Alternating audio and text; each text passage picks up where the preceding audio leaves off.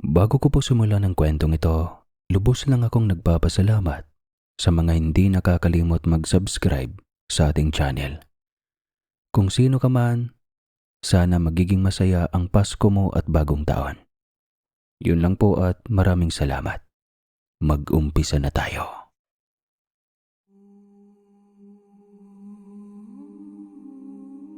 Alas 5 pa lang ng madaling araw, gumayak na ang tatlong magkakaibigan na sina Isabela, Feliciano at Nestor papuntang Palawan. Nais kasi nilang puntahan ang Puerto Princesa at Honda Bay dito bago sila grumaduate sa kolehiyo. Ilang beses na silang sinabihan ng kanilang mga magulang na huwag mo nang gumala dahil nalalapit na ang kanilang pagtatapos. Ayon kasi sa pamahiin ng mga ito, kapag gumala ka bago ang iyong pagtatapos sa paaralan, maaari kang maaksidente o di kaya mabawian ng buhay. Ngunit dahil matatanda na at may sarili ng desisyon ng tatlo, nagmatigas sila at mas pinili pa ring umalis. Alas 8 ng umaga sila nakarating sa Manila North Harbor. Ferry kasi ang naisakyan ng magkakaibigan upang mas tumagal-tagal ang kanilang biyahe. 24 oras o 30 na oras kasi ang inaabot ng biyahe ng ferry mula sa Maynila patungong Palawan. Alam nyo, grabe. Munti ka na akong di payagan ni Mama na sumama sa inyo. Nakakainis. 1996 na. Tapos nagpapaniwala pa sila sa mga pamahiin na yan. Wika na Isabela habang inaayos ang kanyang mga gamit. Ay, parehas lang tayo eh. Alam mo ba na nag-usap-usap pa yan sila? Paano tayo huwag payagan? Matatanda nga naman. Napailing naman si Nestor habang kunikwento ang kanyang mga nalaman. Hayaan nyo na. Nag-aalala lang sila. Eh syempre, ganyan ang mga naging reaksyon nila. Kayo talaga. Sabat naman ni Feliciano. Matapos ang 35 oras na biyahe, sa wakas, nakarating na rin ang tatlo sa kanilang destinasyon. Kaagad naman silang sinalubong ng dating kaibigan ni Nestor na kanina pa nag-aabang. Masayang masaya pa ito noong nakita sila. Ito kasi ang nagturo sa tatlo na may magandang galaan sa Palawan na siyang ikinatuwa naman ng magkakaibigan. Nestor, kaibigan ko, kumusta? Pagbati ni Julio kay Nestor at niyaka pa ito. Ayos lang pare, tagal na rin nating di nagkita no? Ang laki na talaga ng pinagbago mo. Papuri ni Nestor sa lalaki. Tinapik naman niya si Julio at mas pinakita pa nito ang naglalakihan niyang muscle. Sipag-sipag lang yan. Tignan mo oh. Oh, di ba? Natatawang wika ni Julio. Pilyo ka talaga kahit kailan. Napailing-iling naman habang tumatawa si Nestor. O siya, alin na kayo. Kanina pa nag-aantay ang magandang guest house ninyo roon. Masayang pag-aaya ni Julio sa tatlo. Mas lalo namang na-excite ang mga ito. Nang makarating sila sa isang liblib na lugar kung saan matatagpuan ang guest house na pansamantala nilang tutuluyan, kaagad namang gumapang ang takot sa buong katawan ni Isabela. Nang titigan siya ng masama ng matandang caretaker ng bahay. Napansin naman kaagad ito ni Feliciano, kaya naman hinawakan niya sa bewang si Isabela upang hindi ito matakot pa. Ito yung guest house na pansamantala ninyong tutuluyan. Lahat ng pangunahing pangangailangan ninyo ay nandito na, kompleto na. Kung may kailangan lang kayo, ayan si Manang Poring. Siya ang caretaker ng guest house na ito. Panimula ni Julio habang nililibot nila ang loob ng guest house. Salamat ang marami pare. Tatanawin kong utang na loob ang kabaitan mo sa amin. Pagpapasalamat ni Nestor at nakipagkamay kay Julio. Ngumiti naman ang lalaki bago nagpaalam sa tatlo na umalis na dahil kailangan siya ng kanyang ina sa kanilang bahay. Dali-dali namang nagligpit ang tatlo at inayos ang kanilang mga gamit sa kani-kanilang mga silid. Habang nag-aayos ng mga damit, napasigaw sa gulat si Isabela nang makita niyang nakatayo sa labas ng kanyang silid si Manang Poring. Masama itong nakatitig sa kanya na tila gusto siyang kainin kahit anong oras.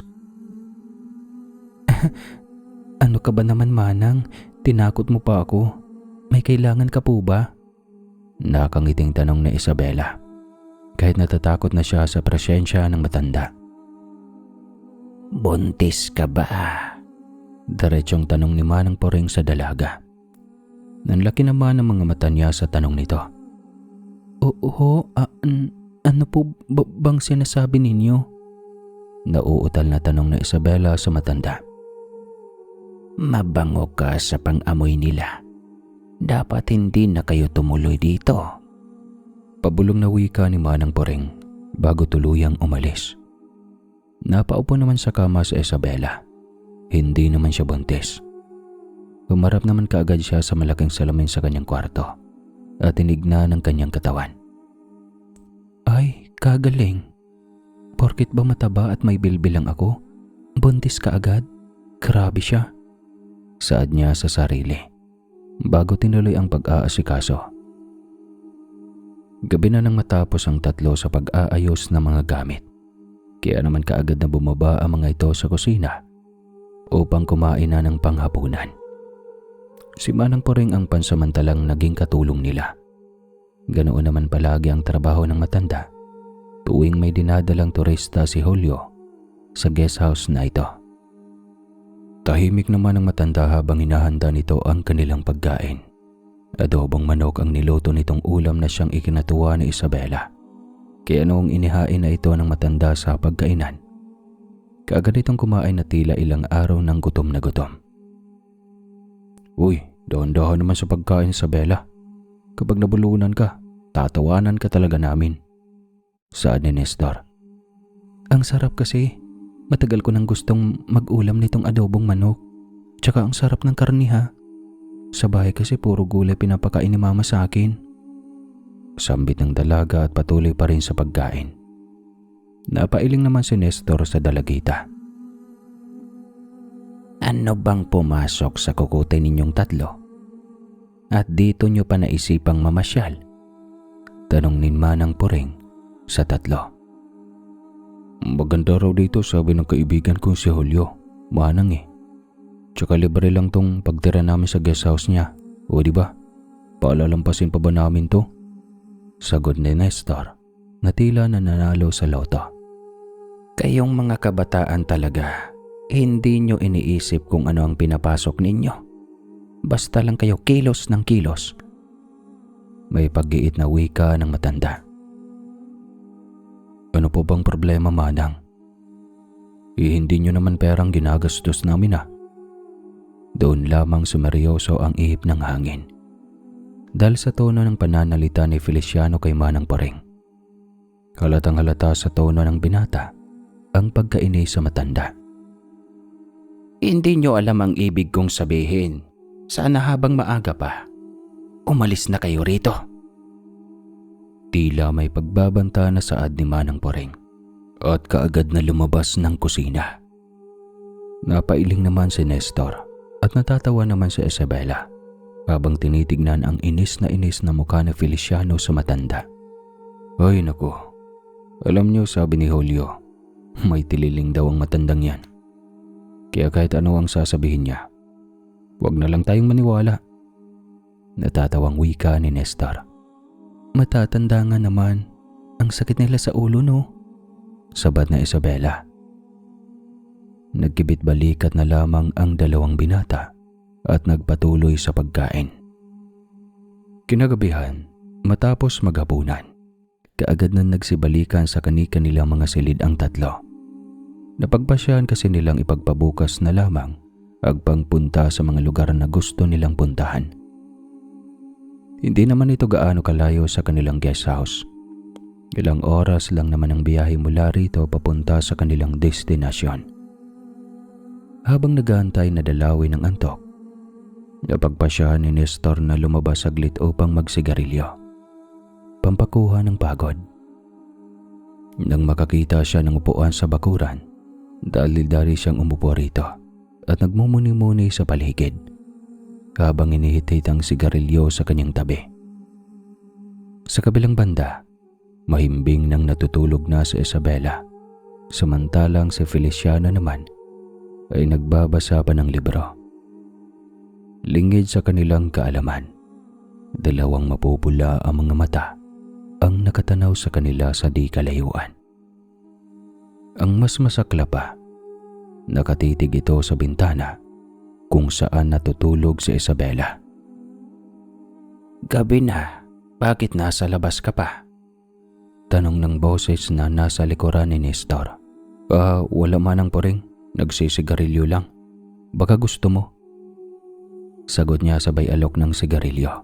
Ngunit ilang segundo pa ang makalipas, walang nag-abot nito. Napalingon naman si Nestor at napasigaw siya sa gulat nang mapagtanto niyang hindi si Manang Puring ang nasa likuran niya, kundi isang babaeng may mahabang buhok at may suot na puting bestida. Sino ka?" Nauutal na tanong ni Nestor sa pag-aakalang multo ito. "Ako si Rosita, ang apo ni Lola Puring," pagpapakilala ng dalaga. Doon lamang nakahinga ng maluwag si Nestor. Kaagad naman siyang nagpakilala rito at nakipagkamay. Mas lalong lumawak ang ngiti niya nang mapansin na may magandang hubog ng katawan ang dalaga. Hindi rin nagpatalo ang mukha nito, na tila isang diwata sa sobrang ganda. "Bago kayo rito?" tanong ni Rosita kay Nestor. Tumango naman ang binata. "Mag-iingat kayo ha, hindi niyo pa kilala ang mga taga rito." Habilin ni Rosita sa binata.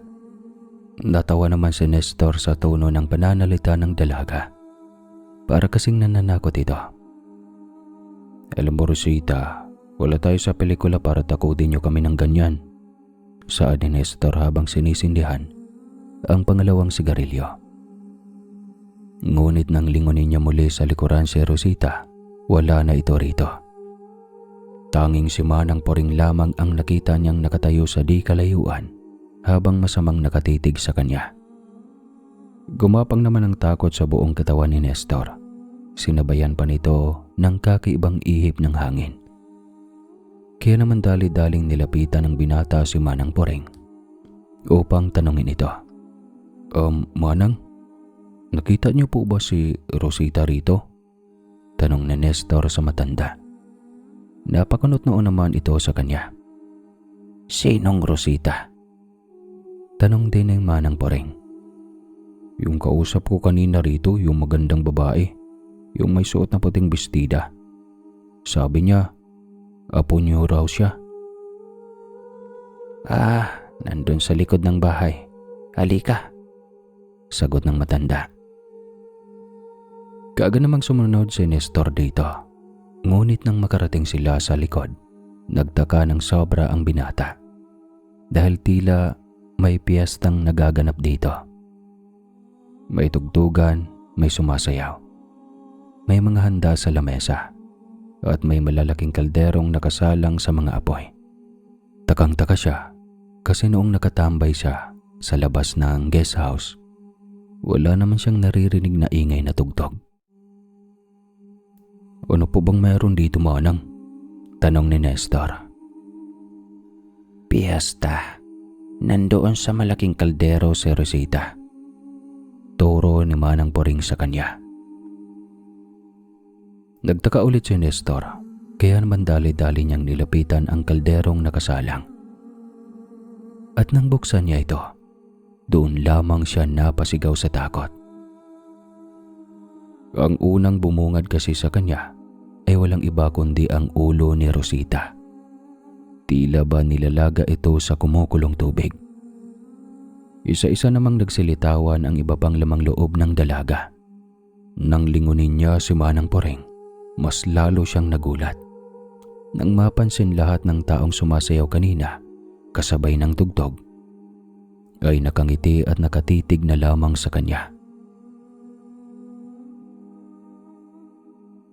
Samantala, patuloy namang niyuyugyug ni Feliciano si Nestor na nakatulog sa upuan doon sa labas. Halos mag-iisang oras na niya ata itong ginigising. Ungol lang ito ng ungol. ngunit hindi pa rin ito nagigising. Maya-maya pa bigla na lamang napabalikwas ang binata at tumayo kaagad. Hingal na hingal naman si Nestor at naliligo sa sariling pawis nang magising siya mula sa isang masamang panaginip. Doon lamang niya napansin si Feliciano na may pagtatakang nakatingin sa kanya. "Anong nangyari sa'yo, pare? Nakatulog ka pa rito sa labas, ah?" Tanong ni Feliciano sa binata. Napalunok naman ang sariling laway si Nestor. Gusto niya sanang ikwento kay Feliciano ang makatotohanang panaginip niya. Ngunit naisip niya na baka isipin ng kaibigan na duwag siya o di kaya'y baliw. Wala. Tara na, pumasok na tayo." Pag-aaya ni Nestor at dali-daling pumasok ng guest house. Naggibit-balikat naman si Feliciano bago sumunod sa binata. Kinabukasan maaga pa lamang, nakahain na ang almusal nila na niluto ni Manang Poring. Tahimik naman silang kumakain maliban kay Nestor na hanggang ngayon ay tulala pa rin.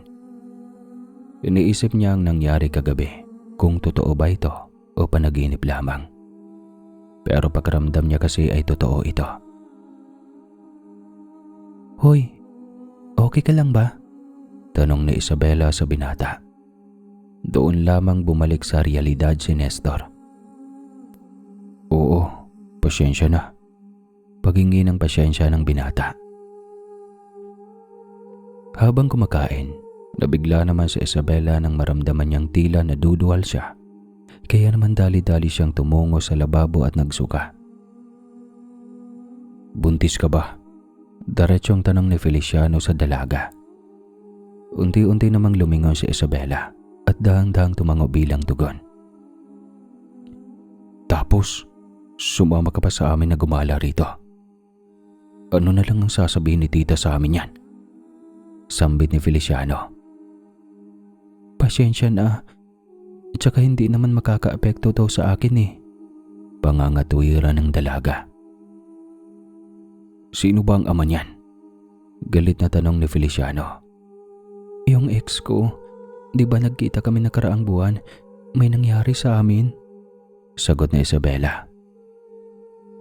Malakas namang tinumba ni Feliciano ang upuan at kaagad na lumabas ng kusina. Nagtaka naman si Nestor at Isabela sa naging reaksyon ng kanilang kaibigan. "Tama ang kaibigan mo. Sana hindi ka na lang sumama rito. Magiging delikado ang lagay mo, iha." Biglang saad ni Manang Poring. Manang, pakitawag na lang po si Julio. Uuwi po kami bukas ng gabi.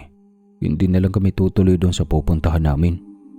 Utos ni Nestor. Kaagad namang sumunod si Manang Poring at dali-daling umalis ng guest house upang puntahan si Julio. "Bakit hindi matutuloy? Sayang yung pinunta natin dito." Bulyaw ni Isabela kay Nestor. "Sa tingin mo papayag akong gagala tayo ng buntis ka? Alam ko maselan mabuntis ang mga first time na maging nanay, katulad mo. Napag-aralan namin yan sa medisina." Sambit ng binata at kaagad na tumayo pa palabas ng kusina. Bumasangot na lamang si Isabela sa inis niya sa dalawang kaibigan. Kung alam niyang buntis pala siya, edi sana hindi na lang talaga siya sumama sa dalawa. Kinahaponan, dumating naman kaagad si Julio.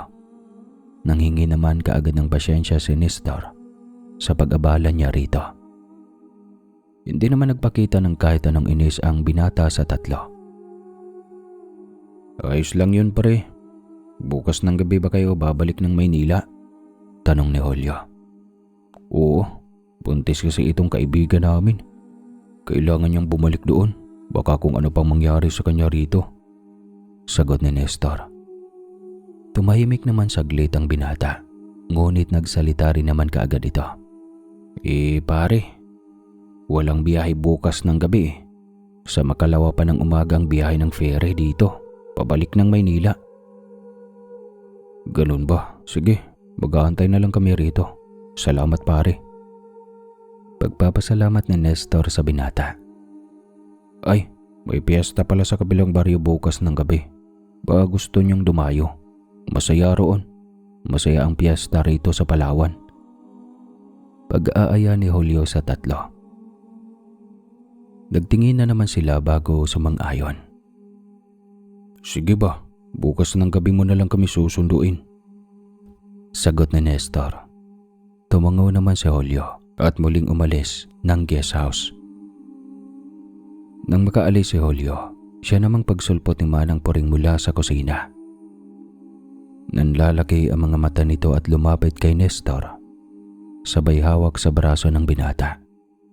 Sobrang higpit ng pagkahawak ng matanda.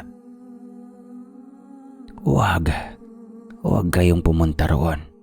Maawa kayo sa mga sarili ninyo. Saad nito. Bumaling si Manang Puring kay Isabela at ito naman ang hinawakan niya ng mahigpit sa braso. Ikaw bawal ka doon. Kukunin nila ang anak mo. Pagbabanta ni Manang Puring. Tumayo naman kaagad si Feliciano at malakas na kinuha ang nakahawak na kamay ng matanda sa braso ni Isabela at malakas na tinulak si Manang Puring, dahilan para matumba ang matanda sa sahig. Ano ba? Nasasaktan sa Isabela? Baliw ka ba? Huwag mo na nga kaming pagbantaan ng ganyan. Gusto mo bang masaktan ha? Galit na sigaw ni Feliciano kay Manang Puring. Ano ba, Feliciano? Huwag mo namang umabot sa ganito. Sigaw naman ni Nestor at tinulungan si Manang Puring na tumayo. Total, aalis naman na kayo sa Makalawa. Mauuna na ako sa inyo. Mahal ko pa ang buhay ko. Sana hindi kayo magsisisi sa naging desisyon ninyo. Sinubukan ko na kayong balaan. Sigaw ng matanda bago ito paika-ikang lumabas ng guest house. Padabog namang umakyat si Feliciano sa itaas, ngunit kaagad siyang pinigilan ni Isabela sa hagdan pa lang. Ano bang nangyayari sa'yo? Sigaw ni Isabela. Hindi naman siya sinagot ni Feliciano at patuloy lamang ang lalaki sa pag-akyat hanggang sa makarating sila sa silid ng binata. Feliciano, ano ba? Bakit ba nag-iba ang ugali mo? Sigaw ni Isabela. Nagulat naman ng bahagya ang dalaga nang sinuntok ni Feliciano ng malakas ang pader. Hindi mo ba nakikita? Hindi mo ba nararamdaman na mahal kita, Isabela? Mahal na mahal kita, kaya ngayon, galit ako sa sarili ko kung bakit nabuntis ka ng punyetang ex mo. Malakas na sigaw ni Feliciano. Doon lamang umakyat si Nestor upang awatin ang dalawa. Ngunit huli na dahil nakatanggap na ng sampal si Feliciano mula sa dalaga. Wala kang karapatan na sabihing punyeta si Ismael. Mahal ko siya. Mahal niya rin ako. At pagbalik natin ng Maynila, aasahan mong kakalimutan na kita bilang kaibigan. Bulyaw ni Isabela at dali-daling bumaba at lumabas ng guest house. Doon lamang napaupo sa sahig si Feliciano. Umiyak ng umiyak at sinisisi ang sarili kung bakit hinayaan niyang mabuntis si Isabela ng ex nito. Simula nung nagkolehiyo sila, si Isabela na ang babaeng nakikita niyang maging asawa at ina ng kanyang mga anak. Kay Isabela niya lang kasi naramdaman ang pag-aalaga na hinahanap niya noon sa kanyang ina. Kabuang. Ginawa ko naman ang lahat para protektahan siya, mahalin at alagaan. Pero bakit hindi niya kayang ibalik yung pagmamahal ko sa kanya na yun? Wala sa sariling tanong ni Feliciano kay Nestor. Supot pala to si Feliciano, no? Kinagabihan, tag-alala ng dalawa dahil kanina pang tanghali hindi bumalik si Isabela. Sinubukan na nilang hanapin ito, ngunit hindi pa rin nila natatagpuan ang dalaga. Hanggang sa inabot na sila ng kinabukasan ng hapon sa kakaantay sa dalaga. Sakto namang bumalik si Manang Puring sa guest house upang kunin ang kanyang mga gamit.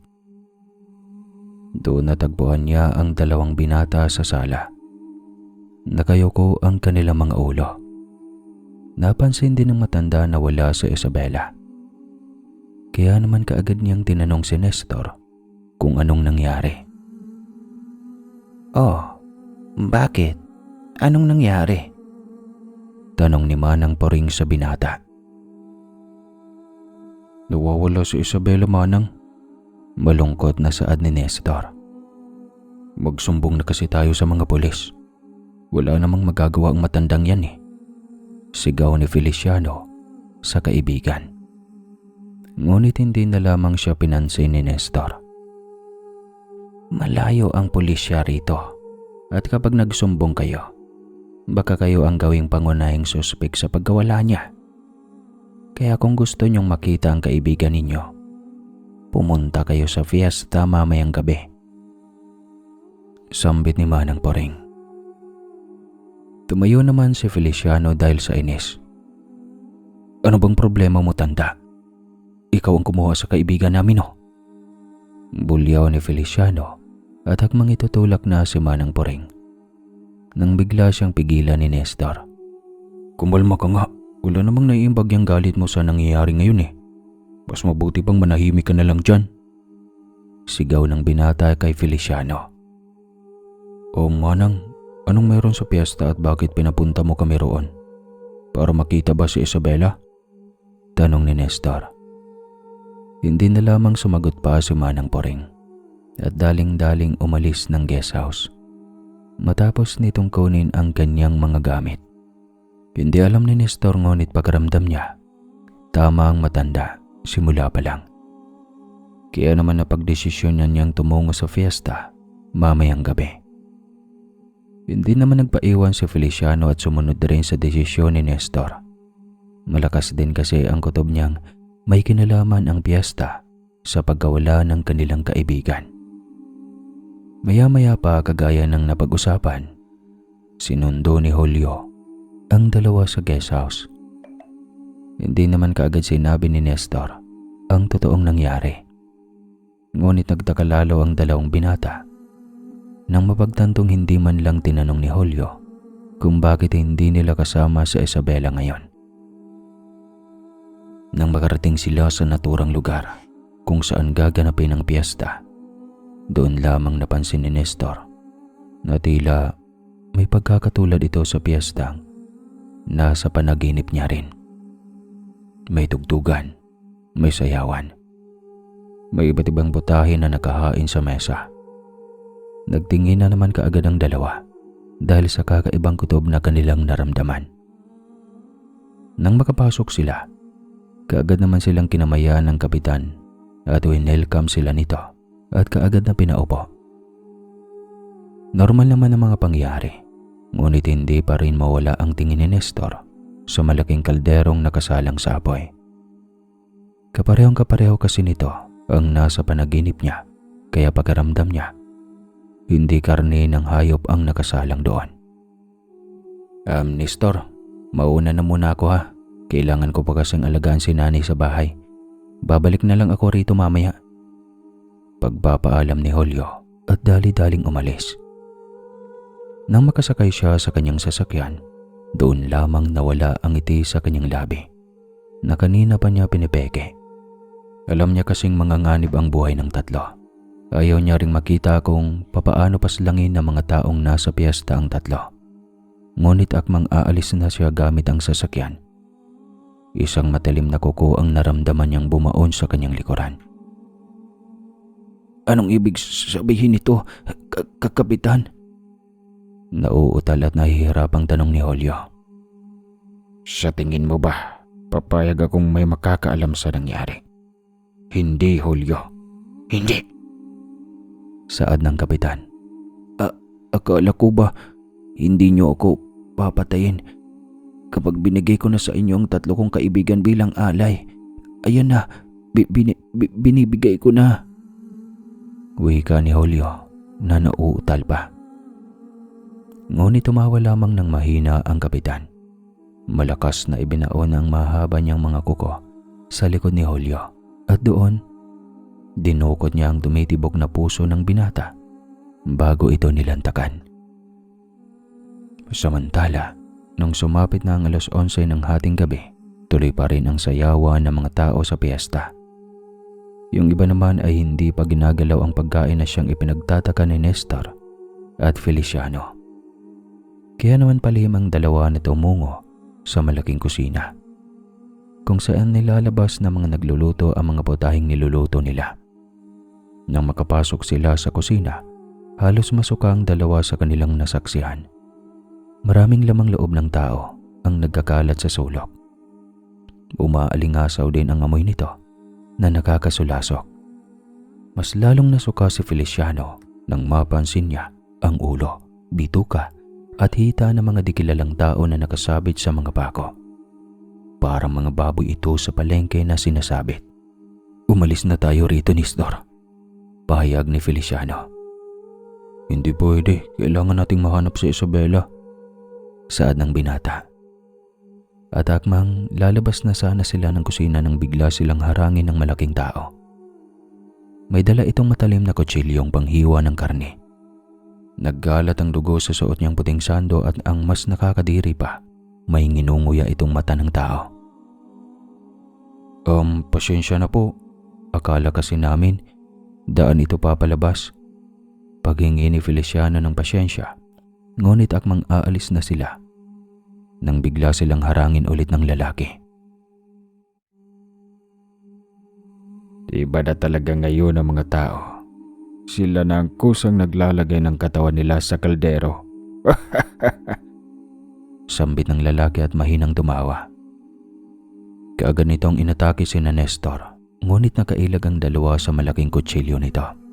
Nagalit naman ng gusto ang lalaki na gustong pumatay sa kanila, kaya mas lalong nagulantang si Nestor na unti-unting magbago ang anyo nito.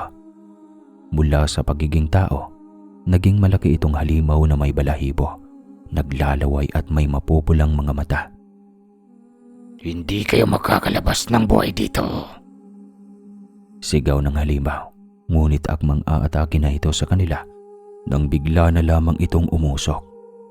Doon lamang napagtanto ng dalawa na sinabuyan pala ni Isabela ang halimaw ng asin sa pamamagitan ng buta sa bubong. "Halina kayo, umakyat kayo rito. Malapit na silang magbagong anyo. Ilang minuto na lang ang natitira." Sigaw ni Isabela. Kaagad namang naghanap ng daanan ang dalawa at matagumpay naman silang nakaakyat sa bubong. Doon ipinaliwanag na Isabela ang lahat. Nang umalis daw siya sa guest house, isang babae ang nagpakilala sa kanya at dinala siya sa lugar na iyon. Nang makaramdam siya ng hilo dahil sa kanyang pagbubuntis, pinagpahinga na lamang siya ng babae sa isang silid. Akala ng mga ito tuluyan nang nakatulog si Isabela, kaya naman nag-usap sila sa labas ng silid na siya raw ang magiging handa nila mamayang gabi sa piyesta.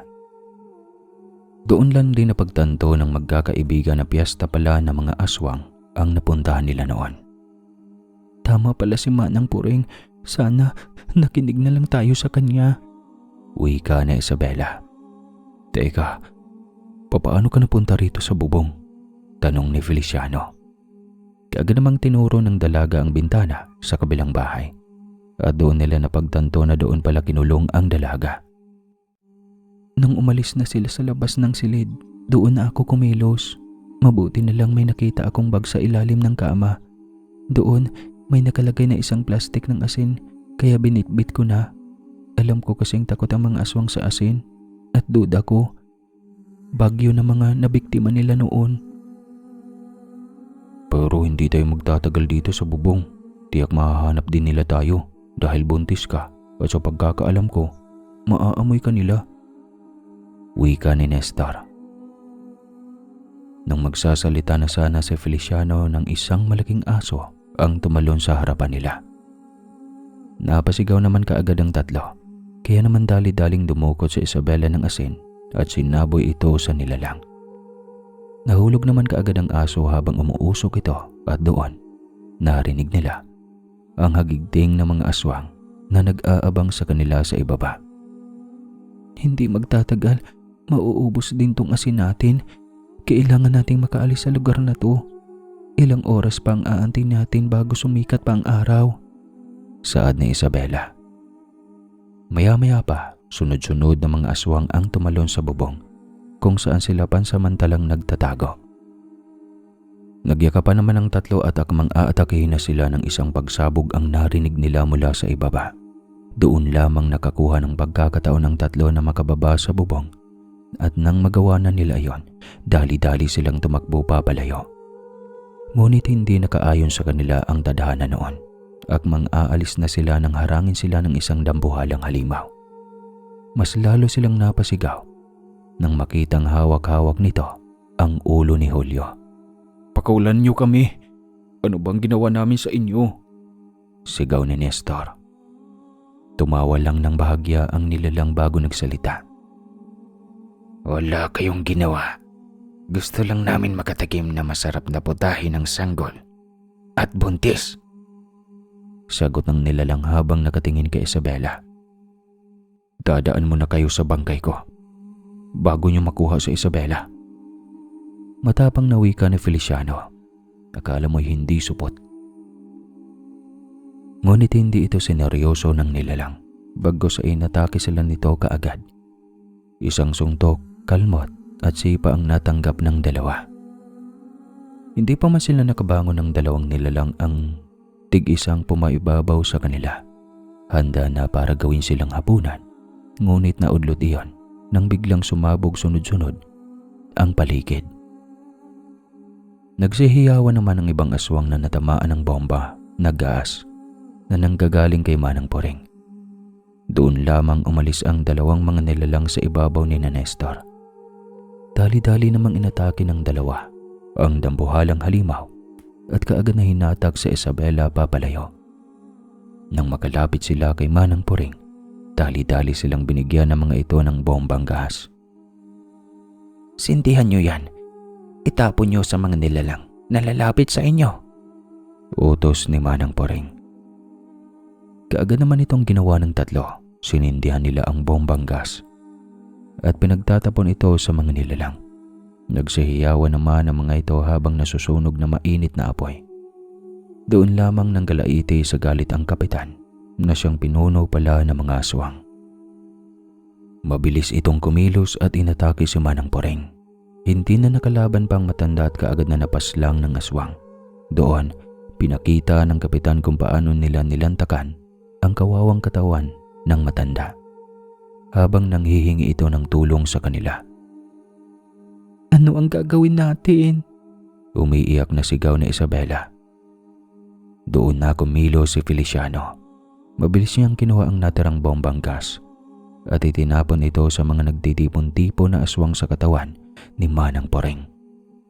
At doon, napahiyaw sila sa sakit at hapdi ng apoy habang unti-unting sinusunog ang kanilang katawan. Mas lalo namang nanggalaiti ang kapitan at akmang aatake na nang bigla siyang sabuyan na Isabela ng asin. Napahiyaw naman ang nilalang at dali-daling kinuha ng magkaibigan ang pagkakataon na iyon na tumakas. Ngunit bago pa sila makaalis, sinindihan ni Nestor ang natirang bomba na gas na siyang sasabog ng ilang segundo. Mabilis namang tumakbo ang tatlo at dali-daling sumakay sa sasakyan ni Julio. Sinipa naman palabas ni Nestor ang bangkay ni Julio na wala ng ulo. Nang makaalis na sila, doon lamang sunod-sunod na sumabog ang bombang gas na kanilang iniwan. Humagulgol naman si Isabela habang nakayakap kay Feliciano, samantalang si Nestor naman ay patuloy pa rin sa pagmamaneho hanggang sa makarating sila sa guest house. Doon, mabilis nilang niligpit ang kanilang mga gamit at kaagad na nilisan ang lugar. Umaga na nang makarating sila sa sakayan ng ferry. Hindi na nila pinansin ang mga sugat na natamo nila kagabi. Kaya naman noong makasakay na sila ng ferry, doon lamang nakahinga ng maluwag ang tatlo. Hindi ko inasahan na mabubuhay pa tayo. Wika ni Isabela. Tumango-tango naman ang iba. Makalipas ang ilang oras habang nasa kalagitnaan sila ng pagbibiyahe, isang balita ang narinig nila mula sa radyo. Nagpapasalamat ang mga taong nakatira malapit sa lugar kung saan naganap ang piyesta ng mga tao. Nagpapasalamat ang mga ito sa pagbaslang sa kung sino sa mga nilalang na matagal nang nagmemerwisyo sa kanilang lugar. Kung sino man ang tumapos sa buhay ng mga aswang na yon, maraming salamat. Mabubuhay na kami ng payapa. Wika ng babaeng ini-interview sa radyo. Napasandal naman si Isabela sa balikat na Feliciano habang nakahawak sa kanyang tiyan. Sa wakas, makakabalik na rin sila ng Maynila. Makalipas ang 2 araw, sa wakas nakabalik na rin sila sa Maynila. Nagsiuwian kaagad ang tatlo sa kanilang mga tirahan at niyakap ang kanilang mga mahal sa buhay. Nanghingi rin sila ng tawad sa kanilang mga nanay dahil sa pagsuway nila sa mga ito. Pagkatapos ng ilang taon, may kanya-kanya na ring pamilya ang tatlong magkakaibigan. Ngunit hanggang ngayon, patuloy pa rin silang ginagambala ng nakaraan. Ngunit hindi na sila mahina upang hindi ito labanan. Mas pinili pa nilang mapokus na lamang sa buhay na mayroon sila ngayon. At ibaon sa hukay ang alaalang dapat na nilang kalimutan. Hanggang sa isang araw na pagpasya ng tatlo na magkita-kita sa dati nilang tambayan. Doon nagkwentuhan sila hanggang sa mapag-usapan nila ang nangyari noon sa Palawan. Alam nyo, kaya pala tayo tinulungan ni Manang Puring kasi nabiktima na ng mga aswang na yon ang apo niyang si Rosita. Wika na Isabela. Nagtingin na naman si Nestor at Feliciano. Paano mo naman lalaman? Tanong ni Feliciano. Yung bag na natagpuan ko sa ilalim ng kama, yung may asin. Pagmamay-ari yun ng apo ni Manang Puring. Nakita ko kasi ang litrato nila. Malungkot na sagot na Isabela. Ako rin, napanaginipan ko ang apo ni Manang Puring bago mangyari sa atin ang insidenteng yun. Baka kaya siya nagpagita sa panaginip ko noon para balaan tayo. Saad ni Nestor. Napangiti naman si Isabela at tumingala sa kalangitan. Isabela, patawad bala sa lahat ng nagawa ko sa iyo noong nasa Palawan tayo. Paghingi ng tawad ni Feliciano sa babae, ngumiti naman si Isabela. Ano ka ba? Ayos lang. Patawad kung hindi ko na ibalik ang pagmamahal na yon sa iyo. Sadyang mahal na mahal ko talaga ang asawa ko eh.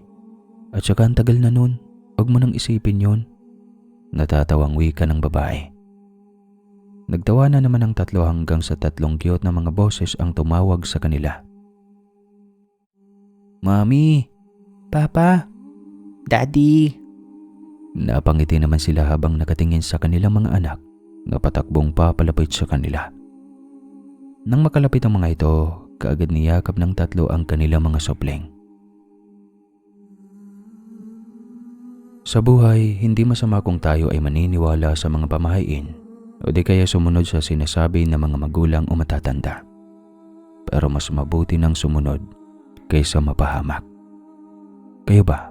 Matigas ba ang ulo nyo? Umpog nyo sa pader? Di joke lang.